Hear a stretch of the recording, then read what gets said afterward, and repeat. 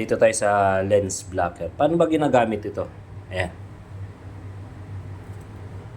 Yung lens blocker, ito yung kung saan natin iba-block itong mga lens na gagawin natin para dito sa salamin na to. Okay. Ganito yung gamitin. Ayan. Nakita yung dalawang butas. Yung dalawang butas na yan, at saka yung nandito na butas, ay nakaumbok na yan. Itatapat nyo itong butas na to doon sa may nakaumbok na yon. Ayan, ito.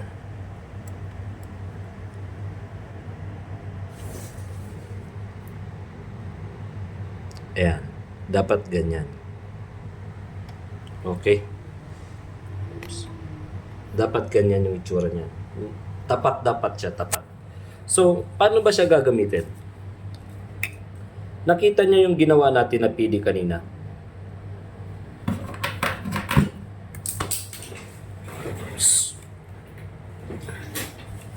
Ito yung PD ni patient. Ito yung PD ni patient. Okay. So, nakikita yung nagbo-move na yan. Ayan, yung tatlo na yan. Ito. 1, 2, 3. Ayan, yung nagmo-move na yan. Yung gitna, yan yung kung saan natin ilolocate yung PD ni patient at saka yung optical center nung salamin na ilalagay natin dito. So, paano ba siya gagawin? Ito. Para sa mga beginners, ginagawa ko kasi sa mga beginners ito.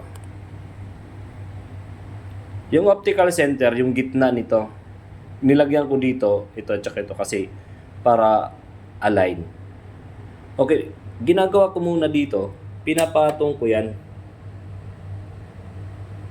Yan, pinagpapatong ko muna yung lens at saka pinapatong ko yung lens doon sa demo lens. Yung purpose ko kasi para malaman ko, may mga frames kasi na mga sobrang laki yung mga demo lens. Tapos may mga lens na ganito, mas maliit. Kaya ang tendency, pag ikakat mo doon sa Ager, ang nangyayari, nagkakaroon ng window. Parang ganyan, ganyan o. Ayan, nagkakaroon siya ng awang. So, since naman ito pasok, tatanggalin na natin to. Pero bago nyo tanggalin, nakikita nyo 'di ba yung ano, ito yung PD ni patient. Ito PD ni patient. So yung PD ni patient, itong ano na to, ilalagay nyo sa gitna or i-align nyo doon sa PD patient nyo.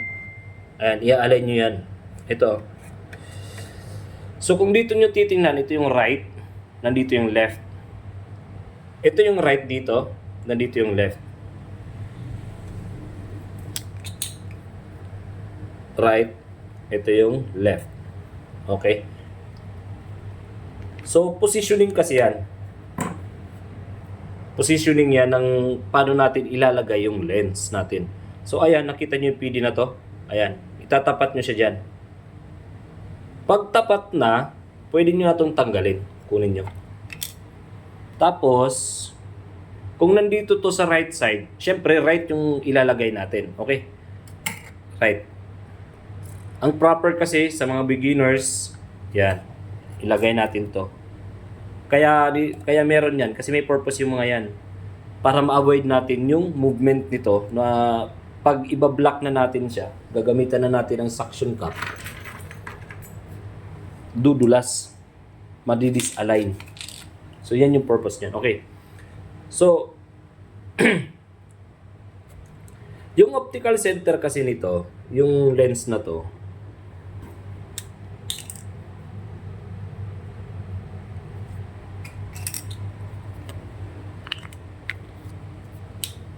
nandito yung optical center nito. Ito yung optical center niyan. Yan yung optical center ng lens. Okay? Gaya ng sabi ko kanina, yung optical center na to, dapat nandito siya sa may red line. Supposed to be, nakapatong yan dito. Naka-align sila lahat. Ganito gagawin natin. Para sa cryptac, i-correct nyo na lang ako kung mali ako. Para sa cryptac kasi, Depende doon sa frame ni patient, nagda-down to ako dito. Napansin nyo, nilagyan ko siya dito, ito, at saka dito sa ibaba. Yan. Nilagyan ko yan.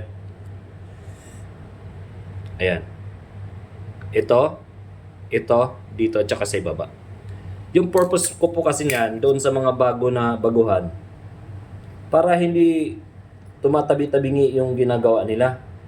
Although naman, kung may linya yan, kung halimbawa, doon sa may mga axis, kung may mga axis yan, halimbawa 3 kasi yan, kung may axis yan, susundin nyo natin yung axis. Pero kung wala namang axis, pwede yung ganyan.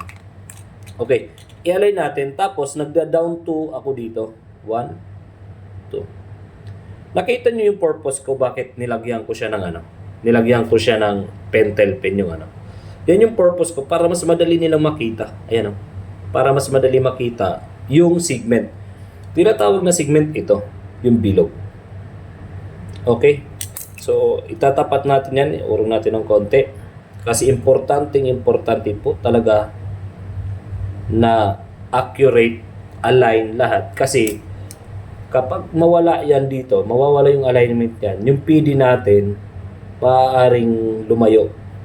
O ito, yung bilog na ginagawa natin is hindi pantay. Okay. So, okay na yan. Pag ganyan, itong suction, okay. Tapos, yung paggamit nito, iangat.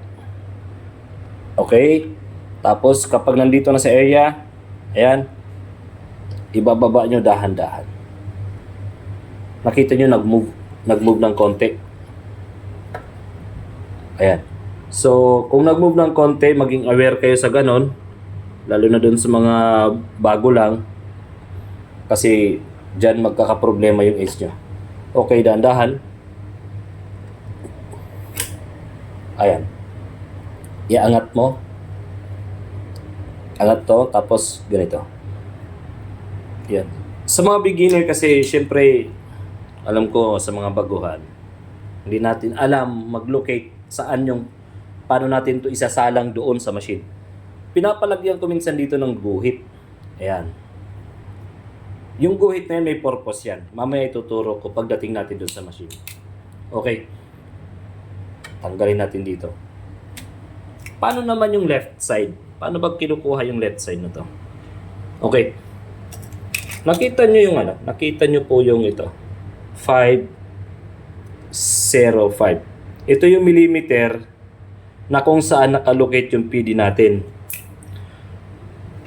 Yung purpose kasi niyan, kaya dapat alam natin, ganito yan. Kung itong demo lens natin, ipapatong natin dito. Kasi pag left, kasi ito isa lang Isa lang yung ginamit ko, yung right side lang. Isa lang gagamitin natin para dun sa machine. Okay. Yung paggamit kasi nito, right or left, itataob mo lang. Pag maitaob mo to, ganyan, taob mo yung left. Tapos, ilocate natin dito yung PD. Ayan. Yung PD is yung red, ha. Nakita nyo dito. Ayan. So, same lang din yan sila ng doon sa kabila. Kaya tatandaan natin kung ano yung PD na nilagay natin. Okay? So, same din yung gagawin natin. Same lang din po yung gagawin. Kunin nyo yung optical center ng lens. Patong dito. Okay? So, pinakauna, sentro nyo muna. Kapag magaling na kayo, pwede na kayo mag-shortcut. Ayan. So, down, 1, 2. Okay? Tapos, para hindi gumalaw, down to 1. Okay? So, suction cup ulit tayo.